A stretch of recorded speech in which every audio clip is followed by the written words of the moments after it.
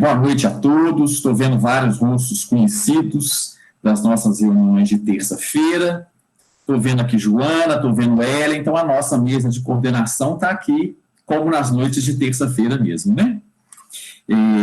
Agradecendo, então, ao Grupo Espírita a proposta de trabalho, agradecendo a oportunidade de estudo e anunciando aí já que para esse mês de julho, então, a coordenação de estudos aí, gerenciada por Carmen e equipe, tem preparado as tarefas de estudo utilizando os temas do Evangelho segundo o Espiritismo, né?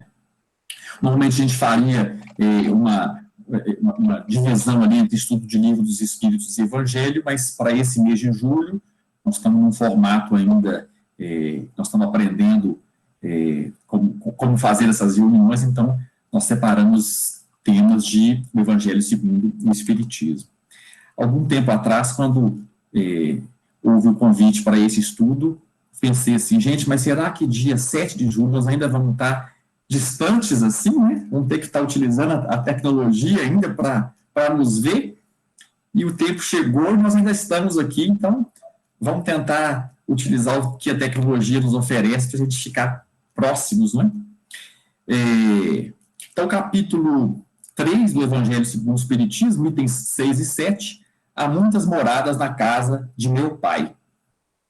O capítulo 3, ele começa com uma citação de João capítulo 14, versículos 1 a 3, quando João nos diz assim: não se turbe o vosso coração, crede em Deus, crede também em mim. Na casa de meu pai há muitas moradas. Se não fosse assim, eu vou-lo teria dito. Vou preparar-vos lugar. Quando eu for, virei outra vez e vos levarei para mim mesmo, para onde eu estiver, estejais vós também. Quando a gente pega uma tradução da Bíblia feita por Frederico Lourenço, Frederico é um português, um tradutor, um conhecedor de línguas antigas, de grego principalmente, e ele faz uma tradução do grego direto para o português, sem passar pelo latim e depois sim vir para o português, né? Então ele coloca para nós que em grego a palavra morada ela poderia ter dois significados.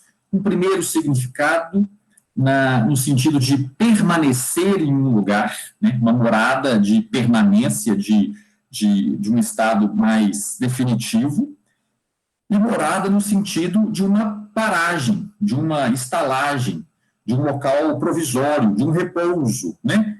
Marcando uma etapa de uma trajetória. E aí Jesus nos diz que na casa de meu pai há muitas moradas. Nos itens 6 e 7 do Evangelho segundo o Espiritismo, Kardec vai desenvolver esse tema e ele vai nos lembrar que aqueles que acreditam que o planeta Terra comporta uma humanidade ainda muito imperfeita e que acabam ficando muito decepcionados com a humanidade, essas pessoas têm uma visão muito acanhada, porque a humanidade não está toda concentrada no planeta Terra. Se nós definirmos humanidade como seres dotados de razão, não é? Parte da humanidade está aqui, encarnada, mas nós temos ainda na erraticidade os espíritos desencarnados, e nos diversos planetas, nos diversos orbes do universo, nós temos o restante da nossa humanidade. E aí Kardec diz assim, aqui não está toda a humanidade, e imaginar que estamos todos aqui no planeta Terra seria a mesma coisa que nós nos concentrarmos em uma pequena aldeia de um grande reino, e achar que conhecendo essa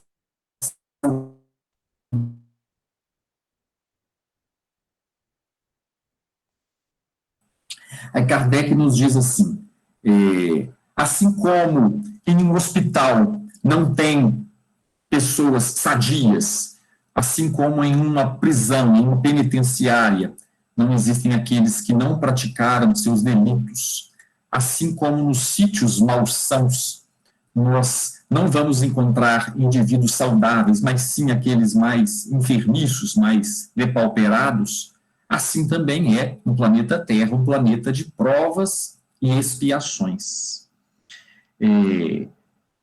Da mesma forma, quando o indivíduo enfermo se cura, ele sai do hospital. Quando aquele apenado cumpre ali a sua sentença, ele sai de sua prisão. E aquele que reúne forças consegue sair daquele local insalubre. Da mesma forma, nós, como espíritos, poderemos ter o nosso passaporte de libertação do planeta Terra quando nós formos dignos de uma condição melhor. Essa ideia é muito interessante porque muitas vezes é como aquele indivíduo que vem a Belo Horizonte, que não é de Belo Horizonte, e depois encontra com a gente e diz assim, eu estive lá na sua cidade, estive lá em Belo Horizonte. E a gente fala assim, é mesmo? E você gostou da Praça da Estação? O que você achou da arquitetura do prédio lá antigo? E a pessoa diz assim, não, eu não estive na Praça da Estação. E o pirulito da Praça 7? O que você achou? Não, eu não vi o pirulito da Praça 7. E a Praça da Liberdade? Não estive lá também. E a Lagoa da Pampulha? O que você achou da Igrejinha de São Francisco? O que você achou ali da Lagoa? Estava limpa? E a pessoa diz assim, eu não tive na Pampulha. E a gente responde assim, meu amigo, então você não teve em Belo Horizonte, né? Então, da mesma forma, a gente querer, a partir do que nós conhecemos do planeta Terra, entender que a humanidade boa coisa não é, como começa a explicação de Kardec, é exatamente ter a visão acanhada de quem veio a Belo Horizonte e conheceu alguns poucos lugares, sem ser aqueles lugares marcantes, históricos, e a partir dali querer emitir algum tipo de opinião sobre a nossa cidade. Nas 5 obras de Kardec, né, no nosso Pentateuco, em todas elas, Kardec se manifesta nos lembrando que a Terra é um planeta de provas e expiações. Lembrando da nossa hierarquia de mundos, né, como mundos inicialmente primitivos, depois planetas de provas e expiações, onde o mal ainda predomina, planeta de regeneração, aquele em que nós já experimentamos refrigério na alma, em que nós experimentamos ali uma lufada de estímulo para vencermos as nossas más tendências, planetas ditosos, aqueles onde o bem já predomina, e, por fim, os mundos celestes, aqueles em que somente o bem existe, né? E a Terra como um planeta ainda de provas e expiações. Mas o principal elemento que caracteriza um planeta, o principal elemento que caracteriza o nível evolutivo de um planeta é justamente o nível evolutivo de cada um de seus habitantes. É o nível evolutivo dos espíritos que compõem esse planeta. Então, a limitação do nosso planeta é a nossa própria limitação. O planeta ele está passando por seus momentos de vícios, de enfermidades, de colapsos, de escândalos, de desordem, de guerras, porque nós somos essas pessoas viciadas, desordeiras, guerreiras, não guerreiras no sentido da superação, mas daquele que guerreia, né? Que enfrenta o outro, ao invés de se aliar ao outro, né? E Kardec, na questão 168 do Livro dos Espíritos, logo após a resposta, ele faz um comentário quando ele diz assim, segundo os Espíritos, de todos os mundos que compõem o nosso sistema planetário, a Terra é dos de habitantes menos adiantados física e moralmente. Ou seja, nós estamos ali mais próximos da origem do que do fim do processo da nossa trajetória espiritual, como peregrinos espirituais que somos, nós estamos ainda muito no princípio da nossa esteira de evolução. É como se fosse uma sala de aula, a gente ainda estivesse ali na turma do fundão, né? Preso ainda nas desordens que caracterizam as pessoas que gostam daquela região da sala de aula ali, né?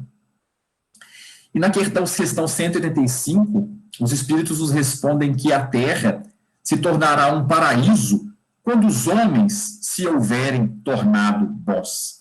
Nós temos assistido e acompanhado muitas manifestações de indivíduos assim muito descrentes, muito desacreditados, muito nervosos, que inicialmente reclamam da cidade, depois reclamam do país, desistem do país, vão embora. E já tem gente até desistindo até da raça, né?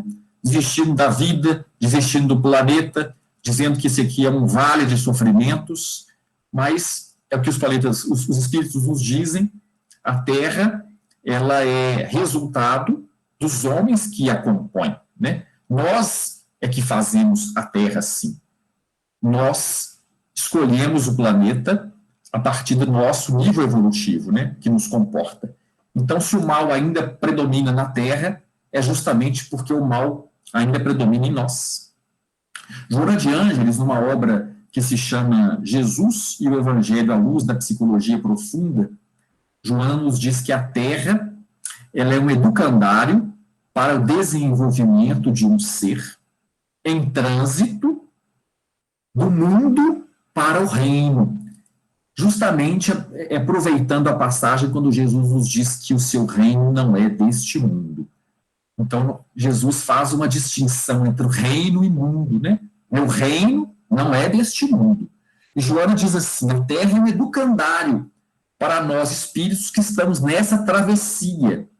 Ou se a gente quiser utilizar o sentido que Frederico Lourenço nos apresentou, para o ser que está em morada no mundo. Morada não no sentido agora definitivo, mas no sentido de uma paragem.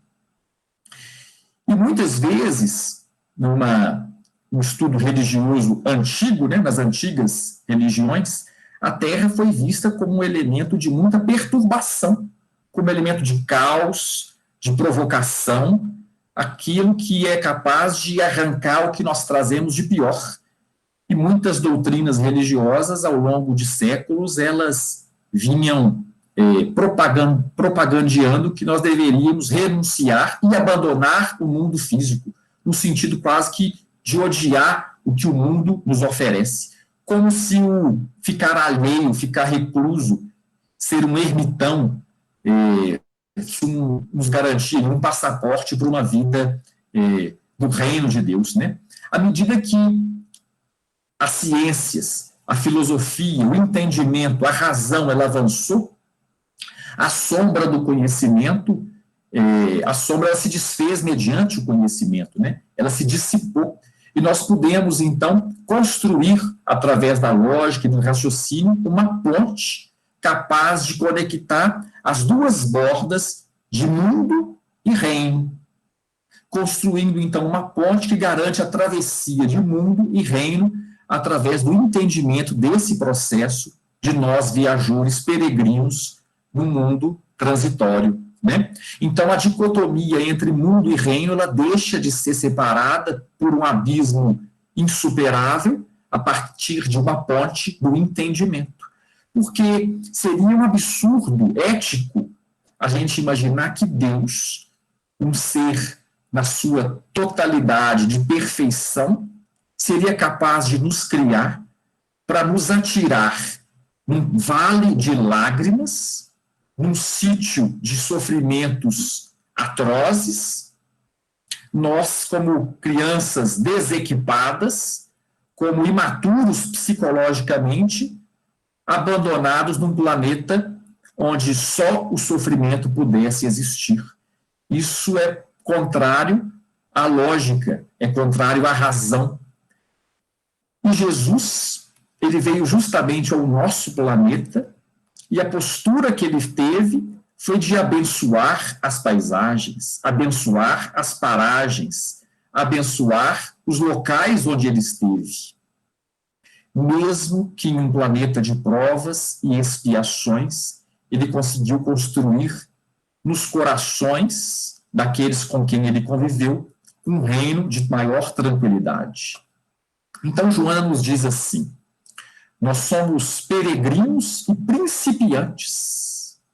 Mas muitas vezes, nessa nossa peregrinação e nessa nossa avidez por avançar, ao perceber o tanto que ainda nos falta, nós às vezes queremos ficar repetindo o comportamento de sábios experientes. Mas ao tentar assumir um comportamento de um espírito evoluído, que nós não somos, nós esquecemos de ser quem nós somos para nos esforçar em ser aquilo que nós ainda não podemos ser. Ao tentar ser quem eu não posso ser, talvez providencialmente eu esteja esquecendo dos meus problemas, dos meus erros, da minha pequenez moral, quando o grande convite da vida é a gente reconhecer a nossa pequenez moral para a gente assumir o nosso verdadeiro tamanho, sem esconder o nosso mal. Esconder o mal. Nós não devemos esconder o mal, mas isso não significa que nós vamos vivenciar o mal, que nós vamos compactuar com esse mal que existe em nós, mas sim que nós vamos reconhecer para que aí sim nós possamos discipliná-lo. Afinal, esse é o grande desafio da nossa vida, né? É o nosso autodescobrimento. Então, nós temos muitas moradas na casa do Pai. E nós poderíamos pensar ali em muitas moradas no princípio de uma primeira interpretação como sendo de muitos planetas. Quando nós sabemos que os planetas são habitados, né? Nas perguntas de 185 em diante de O Livro dos Espíritos, eles nos revelam as origens espirituais de diferentes planetas, inclusive do nosso sistema solar e dos indivíduos que ali habitam, né? Em diferentes estágios. Mas nós podemos também interpretar muitas moradas na casa do meu Pai como a possibilidade de nós termos a humanidade encarnada e a humanidade desencarnada na erraticidade. Essa é uma outra morada, a morada da erraticidade, que nós espíritas estudamos, conhecemos e reconhecemos nas obras básicas. Ou nós podemos ainda reconhecer como uma outra morada a possibilidade de vivenciar estágios de tranquilidade e estágios de nível evolutivo em uma mesma encarnação. Morada no sentido de paragem, de estágio. Há muitas moradas na casa do meu pai. Há muitos estágios e etapas evolutivas dentro de uma mesma encarnação. Há muitas casas mentais na casa de meu pai. Há muitas moradas na casa de meu pai. E aí a gente pode se lembrar, por exemplo, da passagem de Zaqueu, que, querendo ver Jesus, corre à frente da multidão, sobe em uma árvore para ver melhor, né, para enxergar melhor aquele Cristo, e ele, o vendo em cima da árvore, diz assim: desce depressa, Zaqueu, pois eu tenho que ficar na tua casa hoje. E Zaqueu desce da árvore. Descer da árvore, Joana de Ângeles nos diz nesse mesmo livro, descer na árvore tem uma expressão, um símbolo muito forte, né? A árvore é um símbolo de caminho, de vida, de promessa, de renovação, né? Uma árvore que cresce, que se enraiza para se fortalecer, mas ao mesmo tempo se desenvolve em direção ao céu. Uma árvore que se embeleza pelas flores, que a partir de suas flores origina frutos que nos proverão de sementes para a perpetuidade da própria espécie da árvore, né? Do vegetal. E Zaqueu, o que ele faz é justamente, por ordem de Jesus, descer da árvore.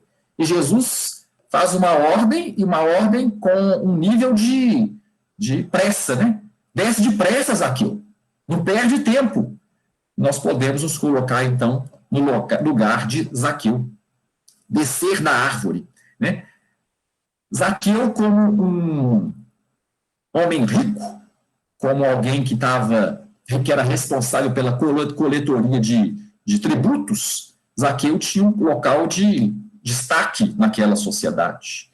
Ele estava, de certa forma, acima da planície, em destaque, em deslumbre, em distinção, e buscando Jesus.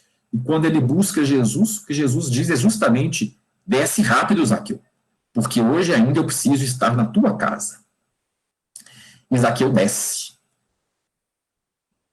Carlos Torres Pastorino, ele trabalha essa passagem dizendo que descer da árvore foi mais ou menos o mesmo movimento que os símios fizeram antes de darem origem à própria raça humana. Então, quer dizer, ao descer, nós deixamos de nos animalizar. Ao descer é que nós nos humanizamos. E estar acima, do ponto de vista de Zaqueu, era o local de destaque. Zaqueu se destacava como a flor se destaca numa árvore, enfeitada, com seu luxo, com suas cores, com suas atrações, com um convite aos muitos sentidos. Mas a ordem de Jesus é: desce depressa, Zaqueu. Porque está na hora de nós deixarmos de nos embelezarmos com as nossas vaidades e o nosso prestígio e a nossa situação de destaque, para deixarmos de ser flor e passarmos a ser fruto. E a partir do fruto, gerarmos a semente que vai ser inserida no solo para frutificar outras árvores. Desce depressa, Zaqueu. E Zaqueu desceu, e Joana diz assim: alterando sua conduta, usando de misericórdia para com seus servos, assalariando-os em abundância e apresentando-se sem dívidas e sem cobradores à porta de seus sentimentos. Desce depressa, Zaqueu. Ao descer depressa e ao fazer esse movimento de mudança de comportamento, Zaqueu se vê preparado a receber em sua casa mental, em sua casa espiritual. Ele recebe Jesus em sua casa. Jesus tendo morada na casa de Zaqueu. Há muitas moradas na casa de meu pai. Naquele momento, Jesus tinha morada na casa de Zaqueu. No capítulo 8 de A Sabedoria do Evangelho, Pastorino nos diz assim, João capítulo 14, versículo 1. Não se turbe o vosso coração. O coração é nossa entrada dos nossos sentimentos. É ele que promove a nossa ligação com o nosso Cristo interno. É esse coração que é o responsável pelo despertar das nossas emoções mais divinas, mas também as nossas emoções mais primitivas, desde que nós o deixemos perturbado ou turvo. Por isso Jesus diz: não se turbe o vosso coração. Para nós alcançarmos essas outras moradas na casa do nosso Pai, o primeiro passo, como está no primeiro versículo de João 14, é não deixarmos o nosso coração turvo. Porque, continuando Pastorino, quando a nossa mente se turva, quando o problema é do nosso intelecto, muitas vezes nós ainda assim asseguramos sucesso na nossa encarnação. O problema, às vezes, ele é cerebral. O problema é de uma doença congênita, ou uma doença adquirida, uma paralisia cerebral, uma doença genética que promove um detrimento ali das faculdades cognitivas, mas muitas vezes é essa condição a necessária para assegurar o progresso espiritual, para garantir que o coração não se turbe, o cérebro se turva. A turvação do intelecto, muitas vezes, então, promove ou facilita o encontro do indivíduo com seu Cristo interno, com seu coração. Mas Jesus nos assegura justamente o contrário. Ele diz assim: não se turbe o vosso coração. O problema, então, não é turvar nossa mente. Nós sabemos disso. Quando nós nos perdemos, quando nós nos desconectamos, quando nós caímos, quando nós praticamos os atos de que nós depois vamos nos arrepender, é justamente porque nós nos deixamos levar por essas emoções descontroladas. E aí, Pastorino nos diz assim: nesse momento, quando nós turvamos o nosso coração, nós perdemos a sintonia com Deus. E aí, Joana de Ângeles, no capítulo 18 de Jesus e o Evangelho à luz da psicologia profunda, Joana nos diz assim, capítulo 18, a benemerência. Ela diz assim: a beneficência é o movimento que parte da emoção. Vamos parar aqui para a gente aproveitar melhor os ensinamentos de Joana, né? Beneficência, movimento que parte da emoção. Porque muitas vezes nós estamos na rua, no sinal de trânsito, ainda mais nesse momento agora, com tanta privação econômica no país, né, no planeta, e às vezes a gente está ali num sinal e vem alguém ali, a gente assiste uma cena de alguém pedindo, ou muitas vezes alguém que não está pedindo, porque tem os infortúnios ocultos, aquele que sofre tanto, que está tão descrente, tão desacreditado, tão desesperançado, que já nem pede. E nós sentimos, às vezes, a emoção e o impulso de fazer alguma coisa em favor daquele. É o impulso que parte da emoção. A beneficência é o movimento que parte da emoção, diz Joana, buscando reharmonizar aquele que perdeu o contato com a sua origem espiritual. Aquele que está ali, desesperançado, descrente, irritadiço, muitas vezes mal acompanhado espiritualmente, certamente perdeu o contato com a sua origem espiritual. É o filho pródigo, que está ali em companhias dos animais, como na parábola do filho pródigo, se alimentando de refeições muito abaixo daqueles que os servos de seu pai se alimentam em sua casa. Nesse momento, desconectado da sua origem espiritual. Retomando Joana, então.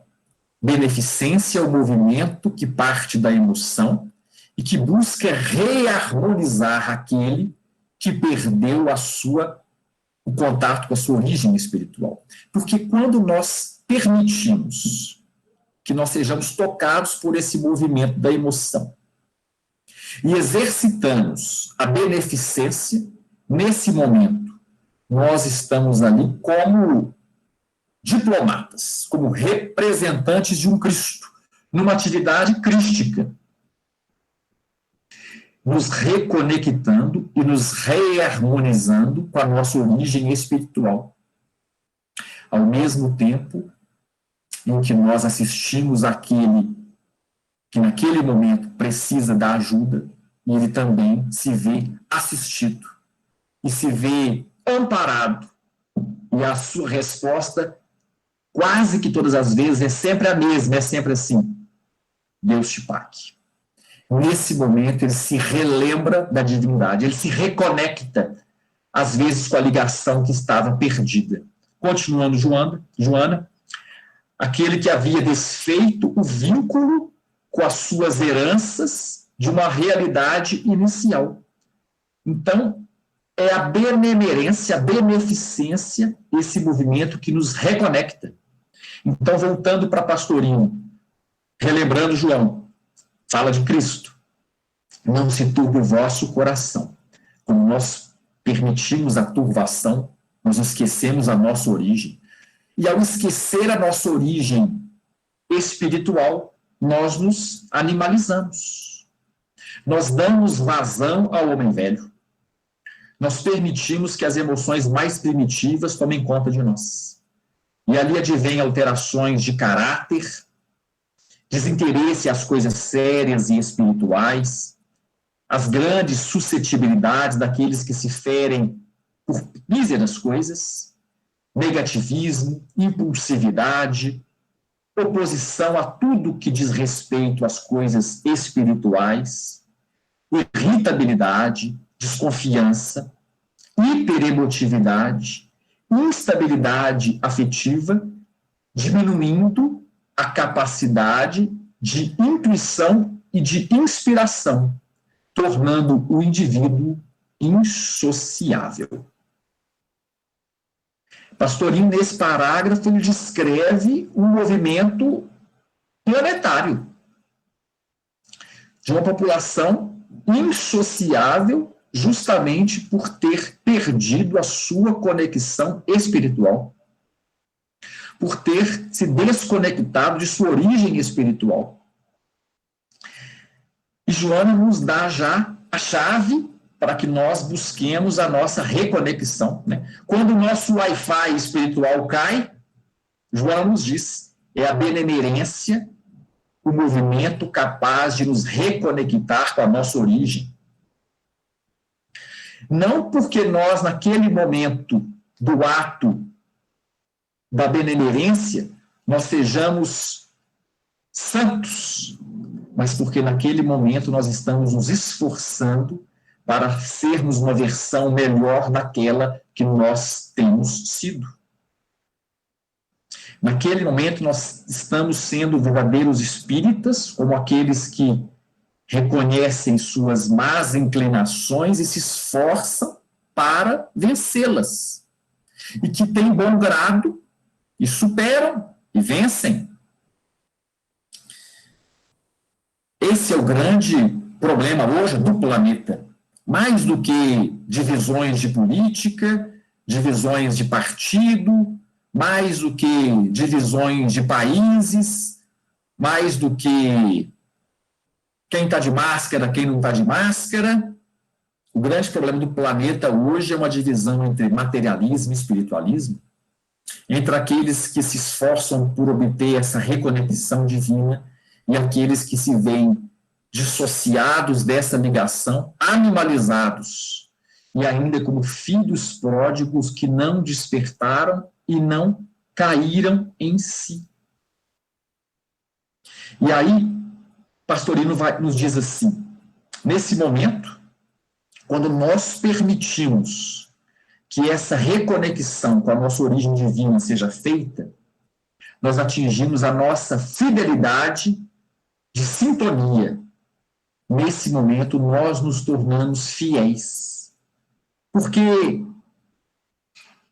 quem tem que ser fiel somos nós.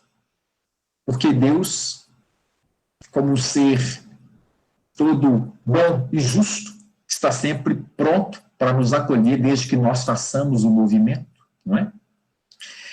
E nesse momento, quando nós estivermos ou tivermos alcançado essa morada, esse estágio, essa etapa, nós estaremos prontos para enfrentar as doenças, as pandemias, as pragas de gafanhoto, para enfrentar as guerras cibernéticas, para enfrentar os abandonos afetivos, o desemprego, o caos social, as enfermidades, e nem isso nos desesperar.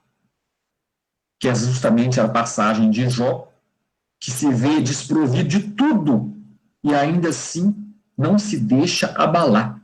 E aí Pastorino traz uma mensagem, uma simbologia muito bonita, que é aquela de um peixe bem no fundo de um oceano, em que o maremoto, as tempestades e a borrasca são incapazes de atingi-lo no fundo de um oceano. Quando nós permitimos que nosso coração esteja blindado e nós alcançamos esse nível de morada, nós estaremos blindados dos movimentos de provas e expiações que o planeta promove, sem nos trazer a desesperança, sem nos trazer o sentimento de desapreço, de desamparo que muitas vezes a gente assiste na sociedade. E Jesus termina então aquela passagem de João nos dizendo assim: eu vou preparar-vos um lugar. É como se ele nos dissesse assim: porque seu lugar não é aí. Vocês estão no lugar errado, mas eu vou preparar um lugar para você. Quantas vezes nós estamos, às vezes, em alguns lugares e a gente fala assim: meu Deus do céu, o que eu estou fazendo aqui? Ou então, para o mundo que eu quero descer, meu lugar não é aqui. Jesus está nos dizendo isso. Como filhos pródigos que nós ainda somos, com a vantagem de que estamos com um nível de despertamento e tentando fazer o caminho de retorno para encontrar com o Pai amoroso na casa desse nosso Pai. O nosso lugar não é aqui. O nosso lugar é mais além. É numa outra morada. Partindo já para a finalização, há pouco tempo eu aproveitei a pandemia para reler alguns livros espíritas. Dentre eles, eu reli Renúncia. Eu tinha lido Renúncia nos anos 2000, 99, 2000, já há alguns anos. Eu falei, gente, então, vamos reler Renúncia. E logo no primeiro capítulo de Renúncia, tem uma citação ali de Alcione com Pollux, que me fez relembrar uma passagem de uma música do Nando Reis.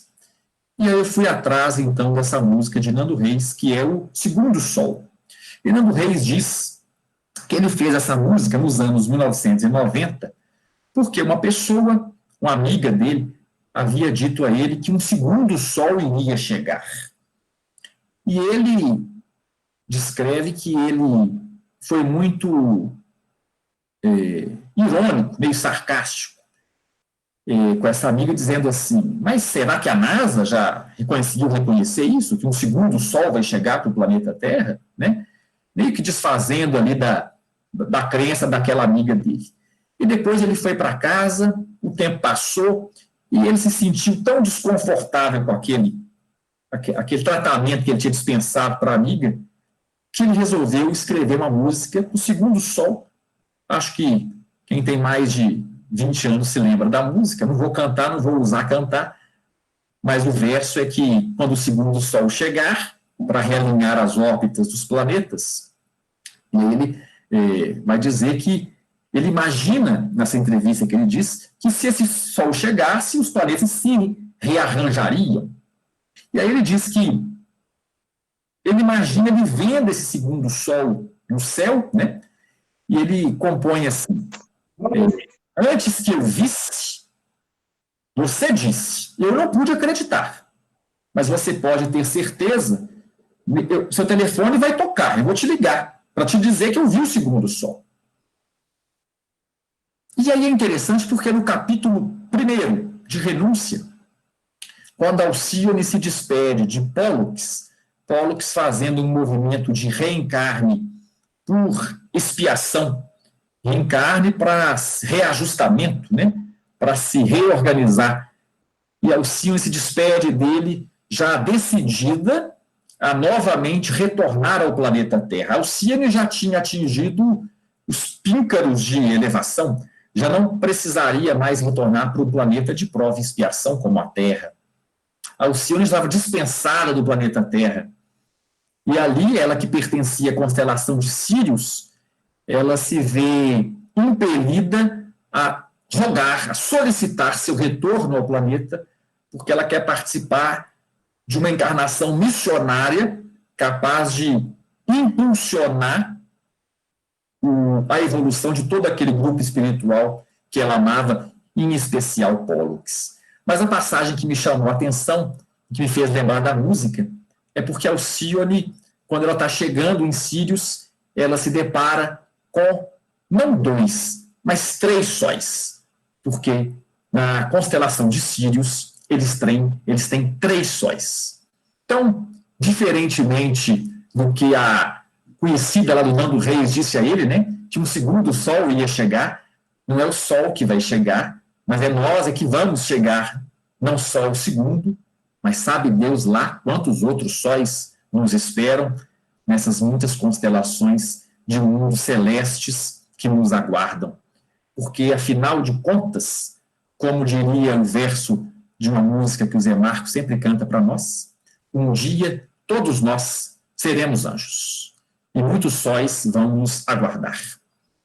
Eu queria finalizar relembrando uma fala de Alcione, ainda nesse capítulo, quando ela diz assim: o homem comum não considera senão a dor como resgate e pagamento.